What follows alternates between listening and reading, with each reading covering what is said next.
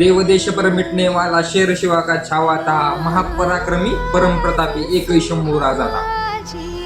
मित्रांनो, धर्मवीर बलिदान मास म्हणजे तरी काय हो? गुरुवर्य संभाजीराव भिडे गुरुजी यांनी सुरू केलेली संकल्पना म्हणजे छत्रपती संभाजी महाराजांच्या अतुलनीय बलिदानाची जाणीव आजच्या पिढीला करून देण्यासाठी एक अतुलनीय प्रयत्न आहे.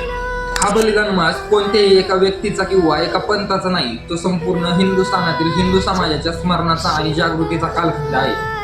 धर्मवीर छत्रपती संभाजी महाराजांनी धर्म आणि स्वाभिमानासाठी अमानुष छळ सहन केला.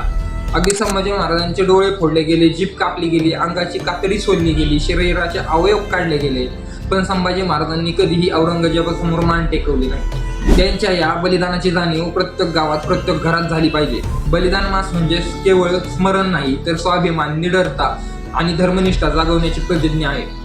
त्यांच्या तडफदार तेजाचा एक किरण आपल्या आयुष्यात उतरला तरच आपण खऱ्या अर्थाने त्यांच्या बलिदानाचे ऋणी राहू. जय शिवराय, जय शंभूराजे.